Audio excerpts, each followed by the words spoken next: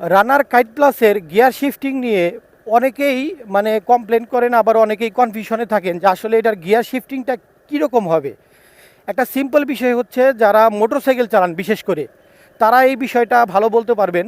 মানে উচ্চমানের মোটরসাইকেল যেগুলো আমাদের দেশে যেসব ভাইরা চালান, যেসব বাইকাররা চালান, সেই সব মোটরসাইকেলে হয় কি যে কুইক শিফটার বলে একটা ব্যাপার আছে। মানে নর্মালি ওগুলো কুইক শিফটার নাই, বাট আমরা চাইলে কুইক শিফটারের মতো করে গিয়ার শিফটিংটা করতে পারি, যে পিক আপটা কমিয়ে দিয়েই চট করে আমরা গিয়ারটা বাড়াতে পারি। তো এইটা আমরা নর্মালি দেখা যায় যে যারা দামি কোনো মোটরসাইকেল চালান তারা সেগুলোর মধ্যে কুইক শিফটারটা তারা ওইভাবে অনেক সময় করেন, যে ক্লাস না চেপেই করেন কি হুটহাট করে গিয়ার শিফটিংটা করেন। তো এটার মধ্যেও ঠিক সেম ধরনের ঘটনা, যে যদি আপনারা নতুন অবস্থায় থাকেন তাহলে একটা জিনিস খেয়াল রাখবেন, এবং অবশ্যই খেয়াল রাখবেন যারা নতুন চালাচ্ছেন তারা অবশ্যই একটা জিনিস খেয়াল রাখবেন, সেটা হচ্ছে যে রানার কাইট প্লাসে কিন্তু আপনি পিক আপ ধরা অবস্থায় অথবা স্পিড যখন বেশি থাকবে, সেটা হতে পারে 25 কিলো বা 30 কিলো, এই ধরনের স্পিডে যখন থাকবেন তখন কোন অবস্থাতেই হুট করে ডাউন শিফট করবেন না। আমি আবারও বলছি যে যদি 20-30 কিলো স্পিডেও যদি আপনার কাইট প্লাস থাকে তবে আপনি ডাউন শিফটে যাবেন না, কারণ ডাউন শিফটে যাওয়ার সাথে সাথে হবে কি আপনার বাইকটা একটা ঝাঁকি দেবে, আর ঝাঁকি দেওয়ার সাথে সাথে আপনার গাড়ির স্পিডটা কমে যাবে, এবং মানে ইঞ্জিন ব্রেকটা খুব দ্রুত কাজ করে। তখন দেখা যায় কি পিছনে কোনো গাড়ি থাকলে যদিও আপনি ব্রেক ধরেন নাই, কিন্তু ওই একটা সমস্যার কারণে কিন্তু আপনার পেছনের কোনো গাড়ি এসে কিন্তু আপনাকে ধাক্কা দিয়ে দিতে পারে। তো এই জন্য অবশ্যই এই বিষয়টা খেয়াল রাখবেন। যেমন ধরেন আমি এখন 3 নাম্বার গিয়ারে আছি, আমি জাস্ট আপনাদেরকে দেখানোর জন্য একটা ডেমো দেই। এখন কিন্তু মাত্র 20-এ আছে। এই যে আমার গাড়িটা হুট করে কিন্তু মানে ইঞ্জিনের শব্দটাও চেঞ্জ হয়ে গেল, ইঞ্জিন প্রতিবাদ জানানো শুরু করে দিছে, পাশাপাশি কিন্তু হুট করে গাড়িটা একটা ঝাঁকি দিয়ে মানে ব্রেক ধরে ফেললো। তো এইটা আসলে খেয়াল রাখবেন আপনারা অবশ্যই, যে রানারের কাইট প্লাস যারা চালাবেন তারা যদি কিনা 20-25 স্পিডে থাকে সেই ক্ষেত্রে ডাউনশিফট করবেন না।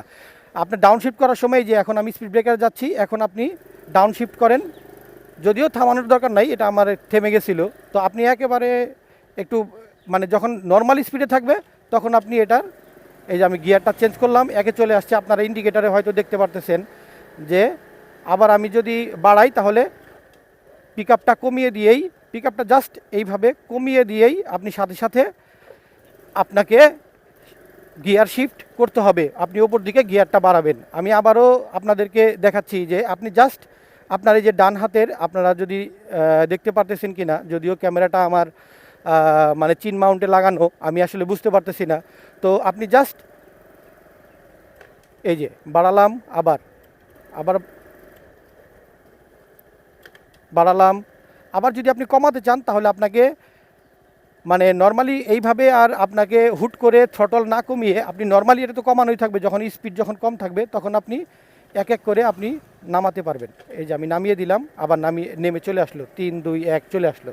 আবার যখন আপনি এটা বাড়াবেন তখন জাস্ট আপনার ডান হাতের যে আপনার থ্রটলটা আছে, থ্রটলটা আপনি একেবারে হুট করে, এটা আসলে করতে হবে কি একটা সিঙ্ক্রোনাইজের মাধ্যমে করতে হবে, যে আপনি একটা আগে করলেন একটা পরে করলেন, সেটা হবে না। যে আপনি আপনি মানে গিয়ার বাড়াবেন, আপনি থ্রটল আগে দিলেন বা থ্রটল পরে দিলেন, আবার আপনি গিয়ার যখন বাড়াবেন তখন আপনি গিয়ারটা আগে পরে করলেন, সেটা হবে না। আপনাকে একসাথে করতে হবে, আপনার বাম পায়ের গিয়ার বাড়ানো এবং ডান হাতের আপনার যে থ্রটলটা আছে এই দুটো আপনাকে একসাথে করতে হবে।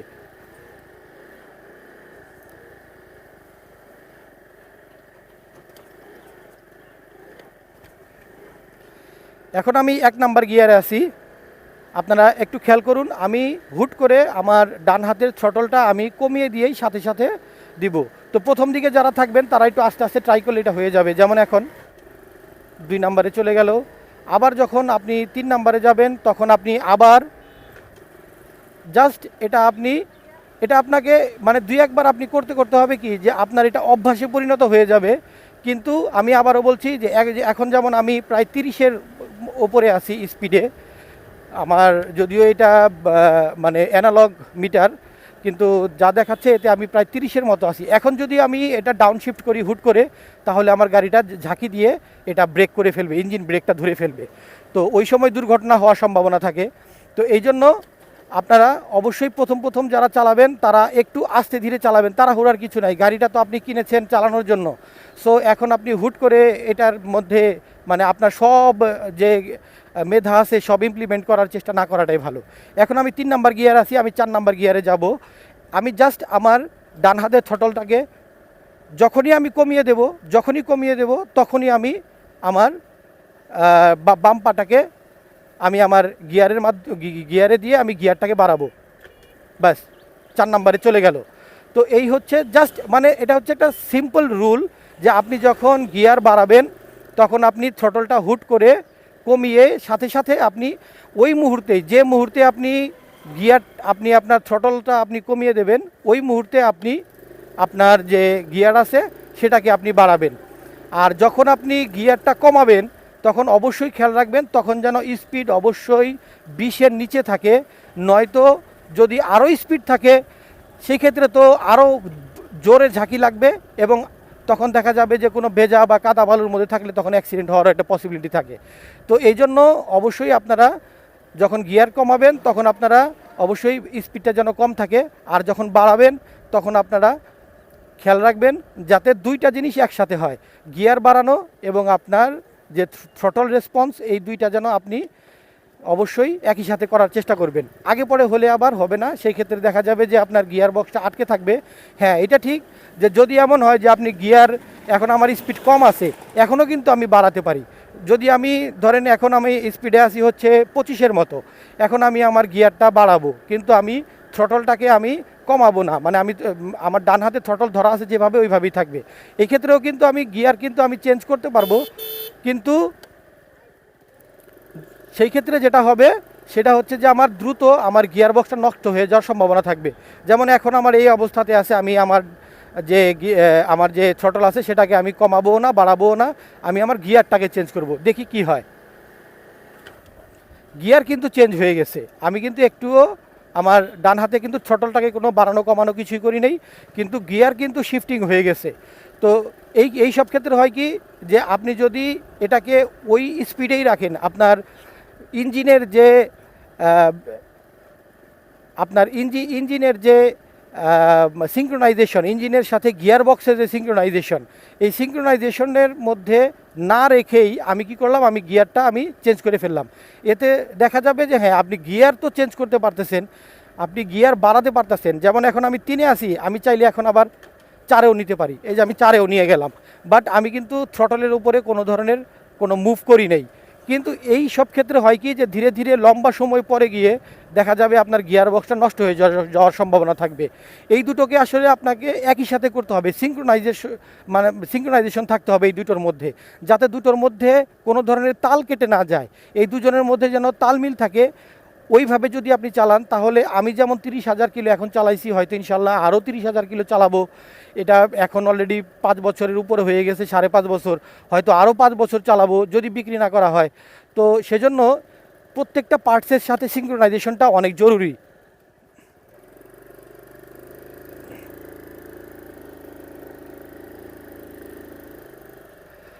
তো যারা রানার কাইট প্লাস চালাচ্ছেন এবং এইভাবে গিয়ার শিফটিং করতেছেন তারা এই কাজটা করবেন না, এতে আপনাদের বাইকের ক্ষতি হবে, ইঞ্জিনের ক্ষতি হবে, গিয়ার বক্সের ক্ষতি হবে।